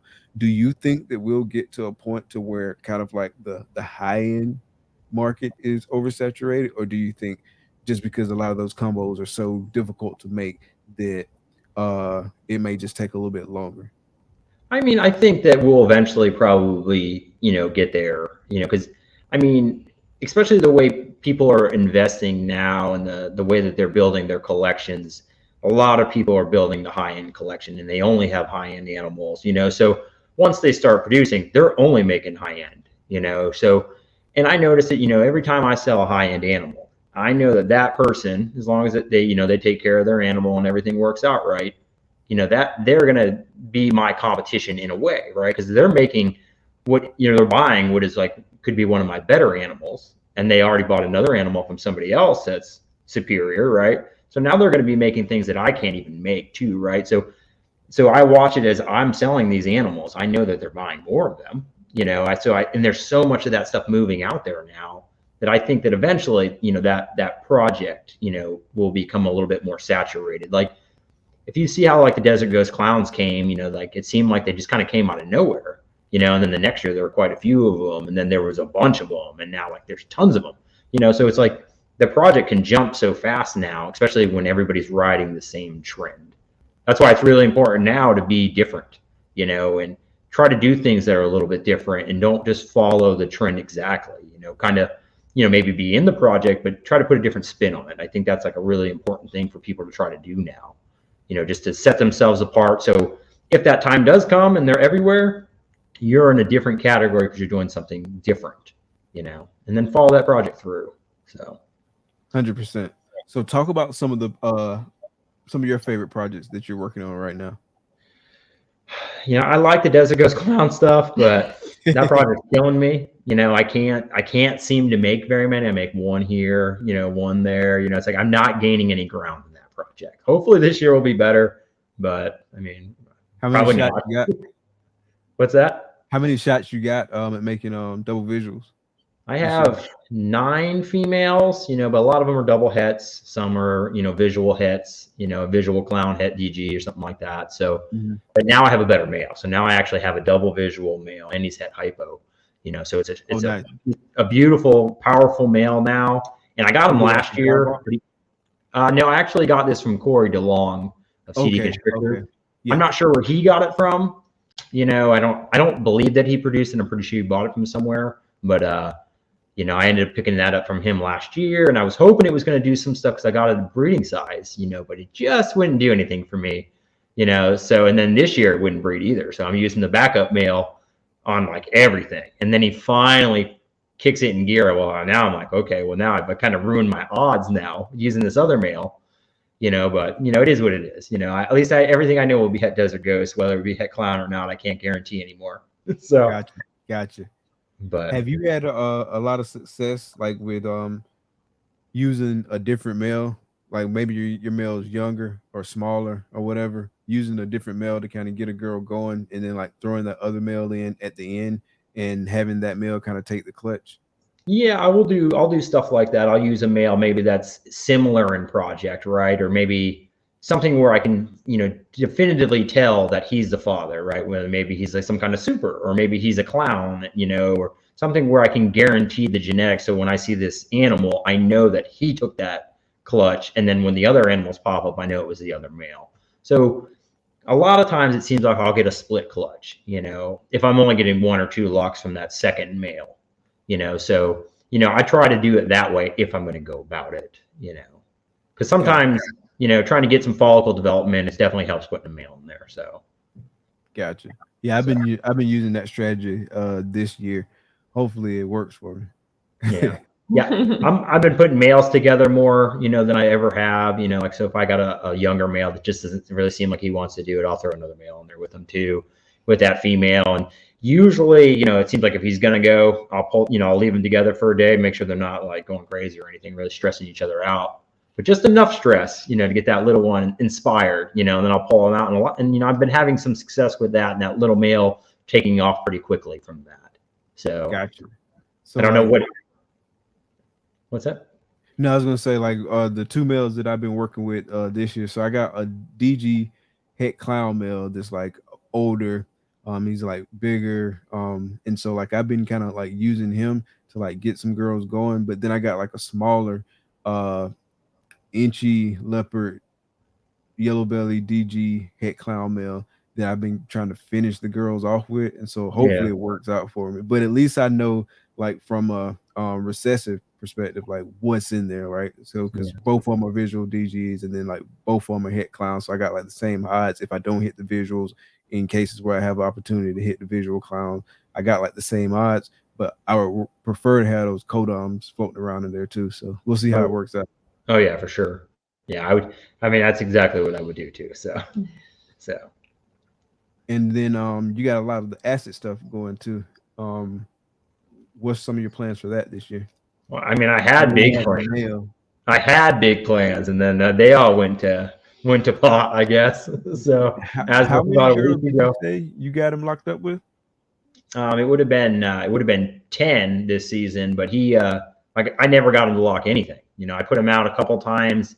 You know, Okay. like I said, he stopped eating immediately, and I tried to put him with like maybe 6 girls, like, and then different girls, right? So like I didn't try the same girl every time. I would try different girls. I'm like, oh, maybe just being a little picky, you know. But then, like I said, I didn't have any luck over the course of maybe, I don't know, maybe 2 months of trying to breed him off and on. You know, then I'm just like, okay, we're not going to try to breed him anymore because he's not eating. You know, and then it just, you know, then it wasn't long after that, you know, maybe 3 weeks after that, then he was gone. So Did you say you had some males coming up behind him? I have some smaller males, but they're right around like 4 or 5, like maybe 450, 550 in grams, you know. So, you know, at that size, it's just it's a crapshoot. You know, you hope, Yeah. you know, sometimes they go, but you know, when you really need them to, they don't. So I do have an acid fire yellow belly het clown male, right? Which I don't want to use the head aspect, but at least he's got good genes. Yeah. You know, I mean that's going to be a good animal if it is in a clown. So, you know, it's something I've been trying to pair a little bit, and he's starting to court and try a little bit, you know, but I just don't know what I want to do now, you know. So like I've pretty much been putting the blackhead leopard clown on everything that the black acid clown was supposed to breed. You know, Okay. so I can continue my darker animals, you know, so. Gotcha. But definitely not what I wanted to do. Definitely not that. So. Yeah, you win some, you lose some. Like I know that. And I had a nice feeling like that male sounds dope. Well, and I had another male. I had a backup male, right? So it was one of his sons. So it was a black acid GHI clown. Well, he was like 750 grams. I brought him to Tinley in October, you know, and I'm like, we'll try to sell him, you know, because I'm like, I don't know if I want to do a lot of GHI stuff in the clown stuff with the acid, you know. So I'm like, maybe I'm not going to do that, you know. So then I ended up selling it in Tinley. Well, like I said, and I came home, and then I saw, like, it was like a week later or 2 weeks later, I saw something that Justin made with the GHI stuff. I'm thinking, oh man, okay, I should have kept the male, you know. And then my male, you know, stopped eating, you know. It's like as soon as I put it with a girl, you know, I'm like, oh god. And then he wouldn't breed anything, you know. I'm like, so it's like if I would have just held that male just a little bit longer, I would have been perfectly fine this year. But you know, I'm like, I don't need it, you know. Raise it all the way up to breeding size and just sell it, you know. Like that was dumb. So. But I do at least one thing like that every year. So we never seem to have enough males. Yeah. Yeah, males can be tricky. At least in my experience, they've been pretty tricky. Like just them eating, staying on food the whole time, whether or not like they want to like lock up, stuff like that. Yeah, definitely tricky. Once you get the experienced males, it helps. You know, once they get past the year one, it's like, I don't want to say it's guaranteed, but it's closer to that. You know, a lot of my males will eat all season, you know, so I'll always have a few they'll shut down, you know, but most of them will do it, you know. So, but not that guy, not after that many years. So, and I feel like another thing I ran into too, because like when I first got in, like it was like females. I didn't really have enough males. Like I ran into that problem last year because I mean I had males go off food last year too, and I didn't have enough like males like in similar projects. And so like if a male wasn't gonna go or didn't make size, like I was really kind of like dead in the water on that project. You know what I'm saying? Because I didn't really have another male that I could put in there and at least get me like halfway there or a quarter of the way there. Like I just had to go a completely different direction. And so that's something I learned too. Backup males for sure. Well, yeah, and for a business standpoint, it's definitely a really smart move to have backup males. Mm-hmm. You know, I've always, you know, since I started breeding snakes a million years ago, it was always females, always. I never had males, you know. And now that the way the projects are, we're so diverse because we don't just specialize in just DG clowns or something like that. We have so many projects, so it's like it's hard to have males in every project and have backup males in every project. And then even just in the clown project, it's like, you know, you have 15 clown females. Well, you need 6 different males for that. So you're not making all the same stuff. You can make new things, you know. So the market now is it's so hard to have that key male and have them for any length of time too. Like a lot of times I only breed a male maybe 1 or 2 seasons and I don't need it anymore. You know, moving on to something that he made or, you know, buying something different to just kind of, because the market is just, so aggressive now, the way it moves through from a trend or something like that. So that makes sense. That makes perfect sense. Mhm. GHI Black Acid DG Clowns. Yeah, it would be nice. Well, Sounds not for me. good. Maybe for that guy. I'm pretty sure I wanted to keep that one too. Yeah, Holly wants to keep all the ones that I sell. So, so Not all of them, but do y'all ever go back and forth on some? And are y'all able to like convince the other to change your mind about it? yeah, I tell her we're not keeping it. I say, look, I understand you like it, but it doesn't fit the projects. It's got to go. he doesn't always say that. He usually will ask me my opinion, and then we'll talk about it. And then if I don't really know for sure, understand everything fully, I'll say I trust your judgment. So I've been married for a long time. I know how to do it. You got to ask. He knows how to manipulate me without me knowing that he's doing it. So in terms of like your holdbacks, right? Do you try to hold like a bunch of stuff back, or are you like super selective with what you hold back? Like, how's it work for you? Well, again, because we're so diverse. I mean, each year we've been holding back around like 65, 70 animals every year. So we hold back a lot of animals, but we have so many different projects. We might have 5 animals in each project or something like that, and then it just just kind of snowballs. So we're trying to be a little bit more selective this time around. Like I'm going to pivot a little bit and get rid of some of my regular clown stuff and just kind of go towards more double recessive stuff. Cause I just had so much of my collection is clown, and it's hard to be, I don't want to say competitive, but it's just, I don't know. I guess maybe I need something different. I'm trying to do something a little bit different, trying to take things to the next level. And I don't need all those animals to do it. And we need to fine tune our project. So we're trying to kind of move out on some stuff. We're trying to get rid of some pies, things like that. So we can focus on maybe the top 5 projects that we want to work on, with, Hypo Puzzle being one. We've been trying G-Stripe Clowns, another one that I can't seem to make for years. So it's just, we have like 5 good double recessive projects. We got a triple project that we're working with too. So, okay. So with the G-Stripe Clowns, like, what do you think is going to like really, really break up the sides? Because that's a project I'm super interested in working on. But I want to find something that like really, really breaks up the sides. Yeah, I mean, I want to get acid in there for sure. I think that's probably going to help a little bit. Maybe some spot nose. I just don't know, like some of the stuff I've seen that Justin made, because he's pretty much the only person that's made anything that's not pastel or lesser or something like that.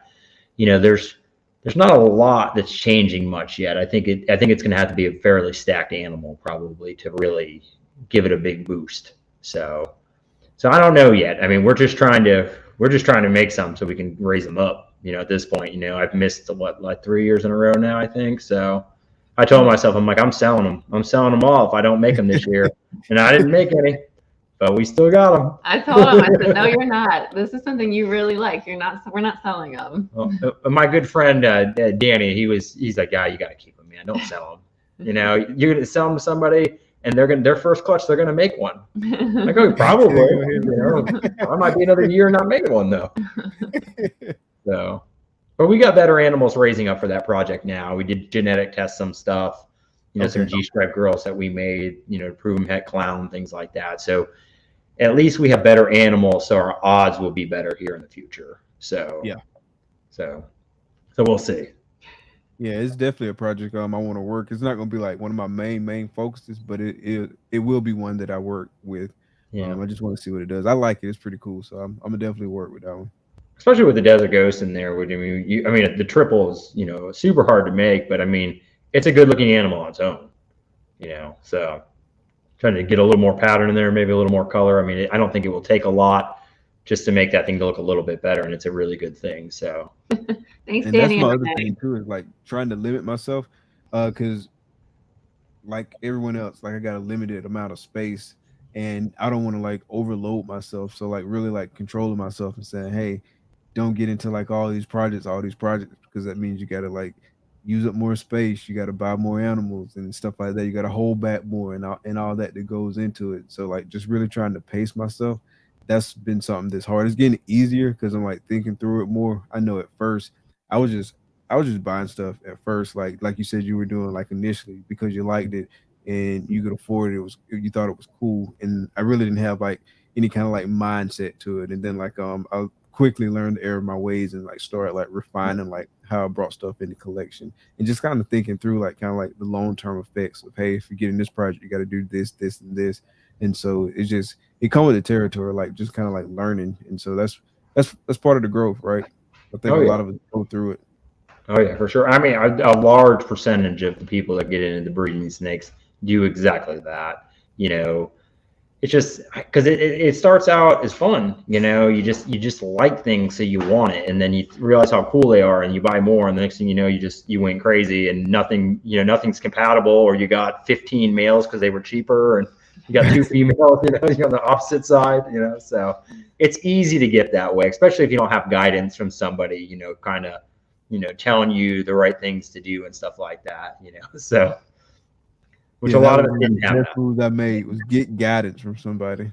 I mean, Yeah. And it's a Yeah. lot easier to do now than it was when Jason started. Yeah. oh So yeah, 100%, yeah. hundred And we percent. kind of That's figured out where the sweet spot is for as far as how many animals we're going to have and clutches and how to kind of put the limit on that because there is such a thing as having too many. I mean, he's shaking his head, but I think we kind of came to that conclusion this past season. Like, all right, enough. This is a good number for us. Any more than this is too much and it's too stressful. Yeah. so. What's the So number?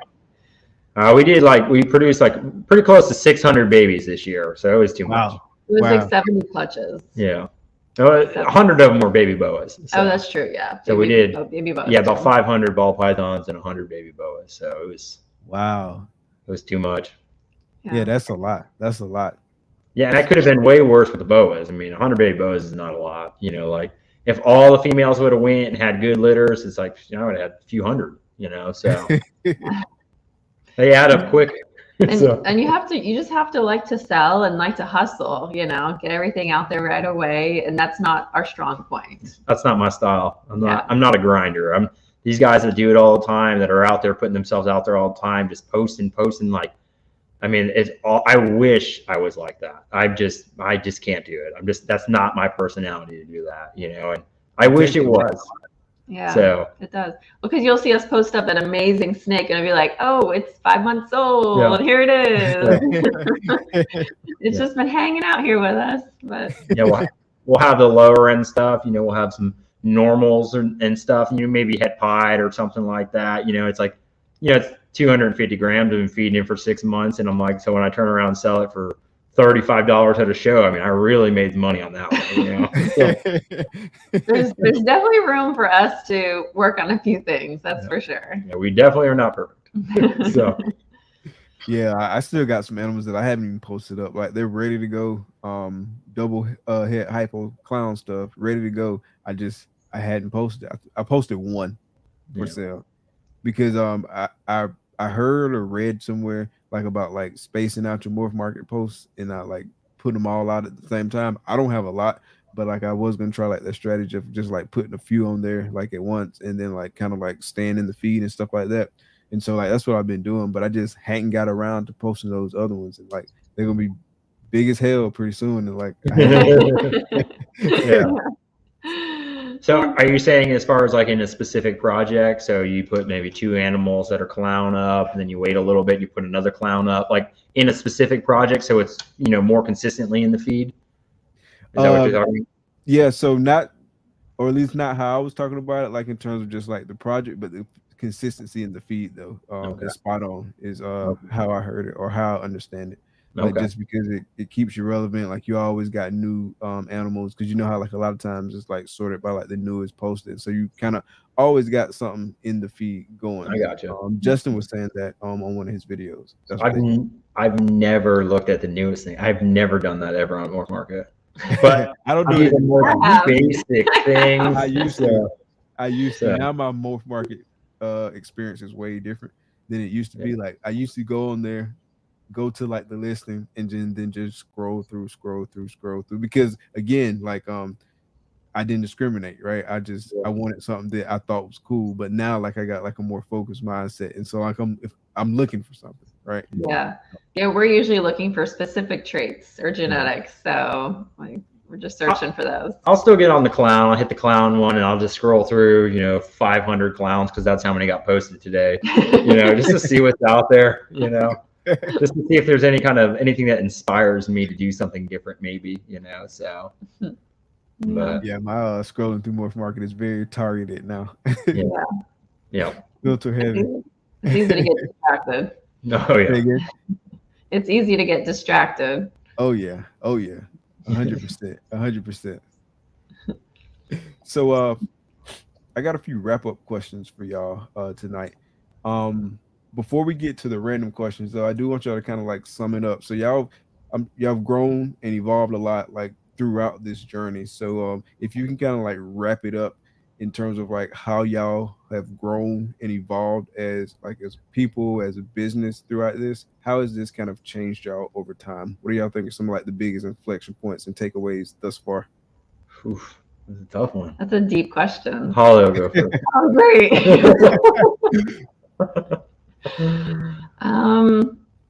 It's definitely challenging. Like I feel like we're still in the beginning stages of it, really. I mean, really doing it as a business together, because it mostly was just Jason and for most of it. So my joining it has been relatively new in the past few years. So learning to work together has its ups and downs, and it's not always easy. Sometimes I think it would be easier just to hire somebody to do what I do, and then there wouldn't be that conflict. But at the same time, it's really nice to be able to have something that we're both working on together and towards, and it feels really really great when we succeed and we're doing it together. And then it's nice. I know Jason really enjoys it, me being involved in it, and it's something he really is happy about, that I've taken an interest in it, or that I can actually look at a snake and know what its genetics are. I feel like that's a huge win. We're like, oh, I know what that is. It's happened. Like I'll put something in the wrong bin, and she'll be looking at it. She goes, I don't think that's what that is. I go, nope, you're right. Boom, put it in the next bin. Nice. So it's nice to have that little, somebody to kind of double check certain things, and yeah, for the longest time I didn't care. I couldn't care less, and Jason would just be rattling off all these genes, and I'm like, I have no clue what you are talking about. I don't know if you're talking about it, but I still have no clue what you're talking about. So it's just, and it takes a long time, especially when you're not like really, really into it and passionate about it, so to learn about all these different things. But it is kind of neat, because I feel like I've learned a lot about all this stuff. And then we're definitely learning together about the business part of it. And it's grown a lot. Just in the past year, it's changed. Like we had a great year last year. Finally figuring that out, because I'm doing the taxes. Getting close to that deadline, baby. Yeah, I'm almost done. Probably going to outsource that next year, though, because it's a lot of work. But yeah, we're learning and growing and figuring it all out together, making mistakes, and then trying to grow and not make the same mistakes again. Yeah, just try to do a little better. To me, it's really special to have Holly involved, right? Before, I was always working out of town. Now we can work together. We wanted this for our family life. We wanted to be around our son when he was young and be able to spend more time with him and things like that. And this has allowed us to do that now. I mean, I can be home almost every day. Typically, I'm here all the time. So it's so nice that we can take Lincoln to school together sometimes. We can pick him up and go do something fun after school. So I'm pretty sure everybody at his preschool is like, they're dropping their kid off together. Like, what do they even do? Do they even have jobs? I'm like, so that's really, really special to me. Yeah, that we can do that. So especially to build a nice, strong bond with our son, and just, get that, and then being able to have my sister help out and work with us, it's just having the family involved, and just, knowing that you can count on the people, because everybody cares, everybody loves each other. Nobody wants to, backstab anybody. It's nice. It's it's just it's a comfortable thing. We all, for the most part, get along very well together. Obviously me and Holly will butt heads on things sometimes because we're married. Yeah. That's what we do. We're not supposed to agree on everything. Yeah. So. And it may not stay this way forever, but for now, it's working out for now. But it just, things may change. It may grow. But we expect that to happen possibly. Well, so. And it's the way that the business has grown anyway. It's kind of. It's crazy to think where I started, and then kind of where we were at last year and where we're at now. And, not that we're some gigantic breed or anything that's like super duper awesome or anything, but, I feel like we're in a pretty good position now. And it's just to finally get here is, it's nice. It's cool. All the hard work is finally starting to pay off. And I don't ever want to be, as big as Canova ever. I don't want that in my life, but it's nice to, kind of be known for a little something, a certain project or something like that. I mean, it's cool. So nice. And we're really fortunate that we get to be here and that we get the extra time with our family and stuff. So yeah, that's dope. Yeah, that's probably, I would imagine, at least from my perspective, that would probably be like my biggest thing is the fact that I got to spend like more time with the family and doing something like that with the family. So yeah, definitely want to get to that spot to where we're doing it full time one day. That'd be dope. Yeah. And, I still want to go to work sometimes because sometimes it's too much time with the family. So, and sometimes I'm like, I have to get out of here. I need a break from everybody. Like, we all need our space. There's too much crazy boy in the house. So, yeah, crazy boy. Me, my son, and my dog. Her dog. Yeah, my dog. Yeah. He doesn't claim them. No, I won't. What kind of dog is it? A chocolate lab. Okay, nice. Yeah. So, he's crazy and energetic, and I think he needs to be a working dog. Like he's what you would say, okay, this dog belongs out in the lake fetching ducks for somebody because he would do really good at it. Like he's on all day long. So, I mean, to be fair, that's what his bloodline was trained to do. Yeah, we had a lab mix before him, and she was the calmest, sweetest, just best dog you could ever ask for. So I was like, I want a lab, but a little different personality between that one and this one. A huge difference. How old is he? He's almost 2. Yeah. Okay, so still pretty young too. Yeah. We've made it this far with him. We haven't gotten rid of him, so I think he's a keeper now. I've managed to convince Jason to keep him this far, so he's getting a little calmer. Just a tiny bit. He swims out in the lake and swims around to the neighbor's property to try to run away. It's like, I'm just thinking, let him go. Let him go. Like, it was good knowing you, Titus. We're working on it. We're working. Why'd you name him Titus? I'm just curious because y'all pretty close to Titusville, right? When did we name him Titus? I think it was just a cool name. I liked it. I was thinking of like a tidal wave, and he's just kind of crazy. And yeah. Okay, so Tidas. Mm-hmm. Yeah. Okay, I thought it was like Titus. Yeah. That's what it was originally. And then I changed it. Holly pulled the rank. I thought the other was cooler. Nice. Yeah, he did like a tidal wave though. Well, and he is a really good dog. He's super sweet. He's really smart. He just chooses not to listen. Yeah. You'll call him and just look at you and go, "You're too far away." Or I really want to eat this sock, so I'm gonna go in and steal this sock and see if I can get away with it. Yeah, constantly. He's like a little kid. They're always pushing the envelope. Seeing what he can get away with. Always trying to sneak things. Mm-hmm. So. All right, so I got some random questions for y'all too, and so the first one you guys can answer separately or you can answer together. So if you could have dinner with any 3 people, dead or alive, who would it be and why? Holly wants to have dinner with Henry Cavill. I don't know if it's because he's a good actor. You didn't even let me answer it. I knew because I didn't think you were gonna do it. My choice is gonna be Jessica Alba because I want to see if she's really that hot in person. So those are our funny answers because I watched one of your last podcasts with Dorian. With Dorian. I'm like, oh my gosh, Dorian had all these very wise and answers. And like, how are we supposed to top that? So okay, so those were our funny responses. Apparently Jessica Alba and Henry Cavill. Yep. And then my grandma, for a serious response, my grandma's one of them because she passed away when I was 17. So I would have really liked to talk to her as like an adult. So that would be good. And then I would like to say like some sort of a powerful woman, but there wasn't any one woman that really stuck out to me. So then I was thinking like maybe Martin Luther King. So Okay. I think he would have been a really great inspirational person that would have been pretty cool to have dinner with. So what's one question you would ask him? Oh my gosh.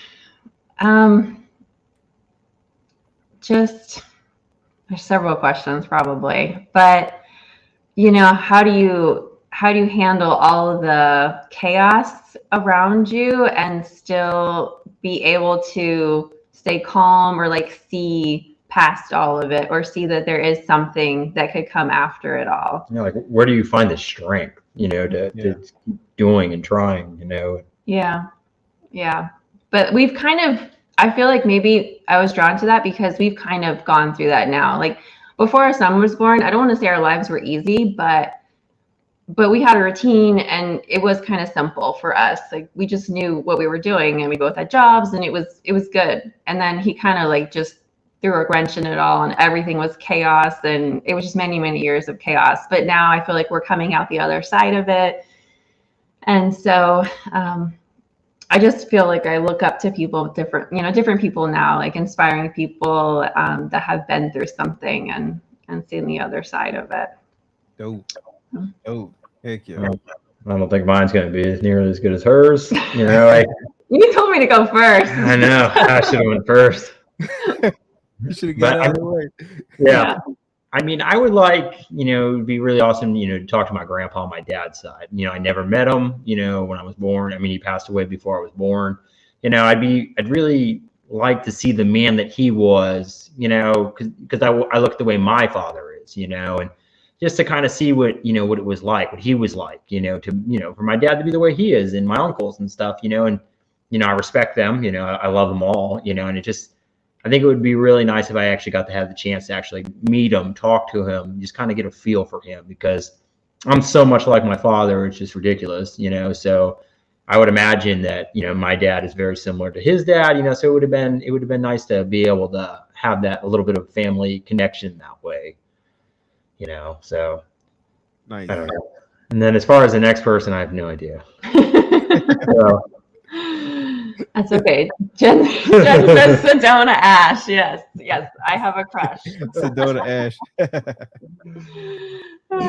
Yeah, we'll have Sedona Ash on the show in a couple of weeks. so we've already had dinner with her though. We did. Yes, we did. I got lucky. Yeah. It'll be interesting to see what her answers are. Oh, but they're gonna be great. Yeah, she's fantastic. She's hilarious. Absolutely. So Absolutely. yeah, I would have picked her brain about the books too. That's pretty cool. That's like super cool. Yes. I'm a nerd in that area. So have you written anything, like any books or whatnot? Oh my gosh, I hope one day that I can say that I have. That is one of my goals, is to be an author one day. I don't know, but like I think I might be more like writing a children's book because that's kind of what my realm is, more so with little kids. And I was a teacher for, little kids and then teenagers, but writing like a full-fledged novel like she's written, that takes a lot of work and a lot of creativity. And she's written a bunch of them, right? Like 17, 18 of them, something like that. Yeah, it's insane. It's incredible. Yeah, beast, you just have a lot of creativity to be able to do that. So. I'll just gobble them up. I'll read them. I did not. That was no pun intended. No, I was about to say no pun intended, right? Better did. That's why she can't go to shows. Yeah. That's why I'm not allowed out with the public. That's funny. All right, so if y'all could live anywhere in the world, where would it be and why? It definitely would not be Florida. Not Florida. No. Not anymore. No, I wanted to move like 10 years ago, and Jason told me, he said, I'm never leaving Florida. I'm a Florida boy. And now he wants to move. And I said, no, we have our son, and now all of our family is here. We can't leave now. I don't want to leave now. But anyways, I love to travel, so that would be really, really hard. Where would you say? Because we don't travel, right? We haven't traveled much since our son was born. Not that we traveled a lot before, really, but there's a lot of places I want to see. But I'm more of a tropical person. Like I want to go to Hawaii, I want to go to Australia. I want to see some of these things. Love to go to Alaska. But I think if I was going to pick somewhere to live, I'd honestly probably just go to the mountains. Somewhere in Tennessee, North Carolina. I think. Okay. I love. I don't know. Now that I do a lot of shows and I'm driving on the road a lot, I appreciate the trees so much. Like I'm just staring at the trees. And I'm like, man, these trees are just beautiful. I'm such a dork. I'm just like, but I'm trying to, I find the beauty in a lot of this nature stuff. And the crazier the world gets, it's like the more I want to go run into the mountains and just have a nice big piece of land and really just take it all in and just be kind of peaceful. Yeah, absolutely. I'd like to have a winter home and a summer home. Yeah, that's what I would love. Fiji, baby. And being in Florida, like where everything's like just kind of like flat and like kind of like the same in most places, and then going somewhere where you got like hills and mountains and like a lot of greenery and stuff like that, like it's huge, right? I'm sure people there might take it for granted, but when I see it, I'm just like like it's great. Yeah. Well, that's why I think I love it when I'm on the road trip. Is like, if I'm going towards Texas or something, once you get into North Florida, you're getting in some hills and some different, and like just seeing different trees, not the same trees you see every day is nice, So it's nice, Maybe New Zealand. Maybe. Somewhere really crazy. Yeah. Yep. All right. So next one, if y'all had $10 million to invest, how would you use it? I'd buy real estate. I would do. Definitely buy some real estate. Probably give part of it to family. Yeah, if that's considered an investment. But not Jen, not my sister. Not Jen. No. we need her to stick around. Yeah. Give her $1 million, she out. Have to give her another $1 million just to show back up. But yeah, real estate. That's something that we do want to get into. It's just financially, you just have to have enough extra money hanging around to do it. Yeah, because it fits my background well with the construction stuff and the renovations and things that I've done over the years, so it's kind of a natural fit for me or for us, to kind of go in that direction. It's just, like you said, it's about having the capital, to really be able to invest in something and hold on to it and, fix them up. So, yeah, it's definitely like a natural process if we were to try to do something like that and Jason renovate something. Whether it was like a flip or something we held on to and did for rentals. He's just naturally good at all those things. So it makes sense. Yes, Jen and your Range Rover. Oh, Jen wants the Range Rover. You don't even want the $1 million. She just wants the Range Rover. All right. So what's one question you wish I would have asked y'all, and how would y'all have answered it? I don't know about that. That's I have to think about that. You got anything? No. Can't count on you for nothing, Holly. What a question. I think you should have asked, how did Jason land such an amazing wife? I mean, based on what you said to me. Holly told me I was repulsive in high school, so I don't know. It must have been slim pickings at Umatilla, little country town. Oh, man. It's not because I had muscles back then. I was just a 145-pound, 5'7" little nothing. But oh my God, let's think of a different question. We were the bad kids in school, so I guess we were cool. You were cool. And Holly was not. I said we were the bad kids in school, so we were cool. Holly was not. She was one of those dorks. I was a dork. Always reading books. Like, what? Yeah, books. But the bad guy liked the dork, so. I'll tell you why. Big old. She was very attractive. All right, we're getting off course a little bit. I don't think so. All right. Oh my goodness. And obviously got, it's my personality. That's why she did it. She chose me. Jason's really funny and very genuine and honest and caring and has a lot of great traits. Cool. Yeah, very cool. Yeah, very cool. That's, like, Anyway. like you tell y'all feed off each other. I'm loving the energy for sure. Yeah, it's like we still like each other. You know, when we work together all the time, it kind of takes a toll and it can be hard to feel like we like each other all the time. But we try to go on dates and do things like that. And that definitely makes a huge difference to just be out of the house, away from all the work stuff and just have fun. And it's nice. Well, and we've been together since we were like 16. So Yeah. we've been together for a long time. Long time. So we've definitely grown. We've gone through the hard times and done all that stuff, in our first 10 years, first 7 years, went through all that stuff. So now we just kind of, I don't know, more so know what to expect from each other, we respect each other and we just, I don't know, we're good now. I wouldn't say we're perfect, but we're good. We figure it out. Yeah. We seldom have a lot of problems. Yeah, it's all about like figuring out each other and learning, because there's always going to be like conflicts and disagreements about stuff, but it's like learning kind of like how to like respect each other's boundaries and kind of like learning how to work with the person. Like that's the beauty of it. And then at some point you get to that point to where like it works and it just kind of like, it's like it maintains itself. Mm-hmm. Yeah. Yeah. We've definitely grown together. We were, very fortunate, that our love has definitely gotten stronger and better. And it does every year, it's just, I don't know, it's nice. Not a lot of people are lucky to have that, so 100%. we're fortunate for that too. So the confidence that somebody is there for you no matter what. It's pretty great. It's a great feeling. 100%. Yep. Yeah. Yep. All right, Holly and Jason, it's been a spectacular episode. Like I said, I've been looking forward to this all week. I really appreciate y'all taking the time to come on the show with us tonight, man. It really means a lot, man. I've had a bunch of fun tonight. Is there anything that y'all want to tell everybody out there before we let y'all get out here and enjoy the rest of your night?